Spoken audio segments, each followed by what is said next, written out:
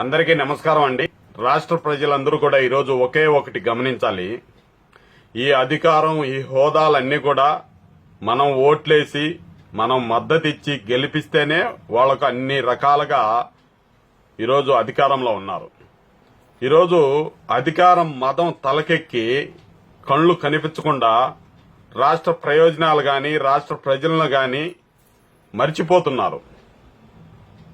ఈరోజు ప్రజా సమస్యలపైన పరిష్కారానికి రాష్ట్రంలో జరుగుతున్నటువంటి ఇబ్బందులు ఏ విధంగా మనం ముందుకు పోవాలి అనేటి పరిష్కరించడం కోసం అసెంబ్లీ అనేది ఒక దేవాలయం లాంటిది. కానీ అక్కడ ఈ వారం రోజులుగా జరిగినటువంటి సమావేశాల్లో ప్రజా సమస్యలు పక్కన పెట్టి ప్రతిపక్ష నాయకుడిని ఏ విధంగా బూతులు తిట్టాం, ప్రతిపక్ష నాయకుడిని ఏ విధంగా ఇబ్బంది పెట్టాం అనేది మీరు పర్టికులర్ గా అన్ని కూడా గమనించుంటారు.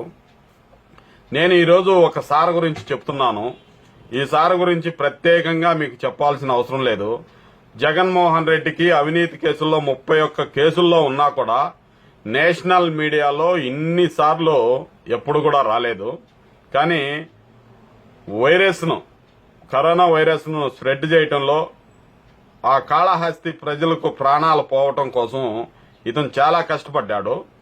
అతనే బియ్యపు మధుసూదన్ రెడ్డి. ఇతను మాట్లాడిన మాటలు, అసెంబ్లీలో నిన్న మాట్లాడిన మాటలు, ఆ కాళహస్తి ప్రజలు మాత్రం చూస్తే చెప్పు తీసుకుని కొట్టేస్తారు. ఎందుకంటే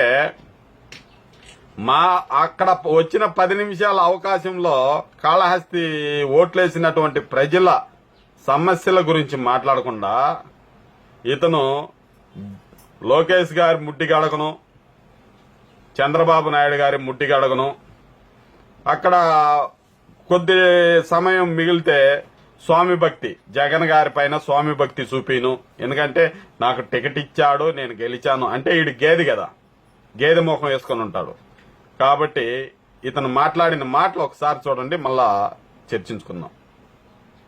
కనీసం సరే చంద్రబాబు నాయుడు గారికి ఒక 75 ఉంటుంది అనుకుంటా, 75 సంవత్సరాలు, 75 వయసు ఉంది. సరే ఆయనకు వస్తే కరోనా వస్తుందని భయంతో ఉన్నాడు. సరే వాళ్ళ కొడుక్కే ఉంది, గొన్నేనుగున్నట్టున్నాడు.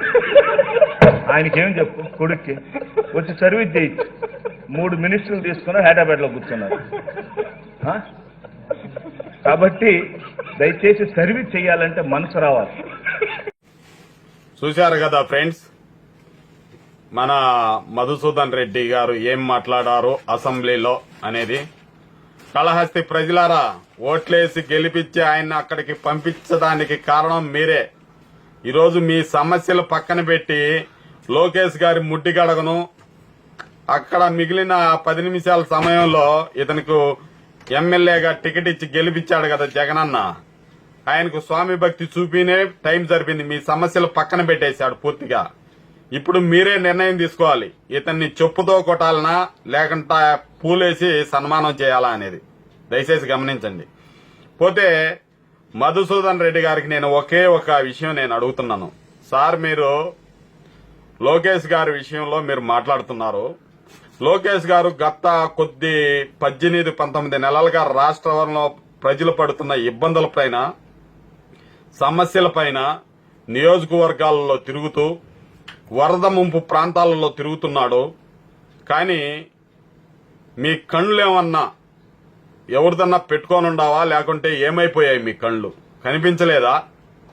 ఎందుకు లోకేష్ గారి పైన పడుతున్నావు? నేను ఒకటి చెప్తున్నాను. ఈరోజు లోకేష్ గారు చదివిన కాలేజీలో ఆయన బాత్రూంకు లెటిన్కు పోయినాడు కదా, ఆ బాత్రూంలు లెటిన్లు కూడా ఆ కాలేజీలో క్లీన్ చేయడానికి కూడా నీలాంటి వాడిని పెట్టుకోరు. దానికి కూడా అనర్హుడివి నువ్వు.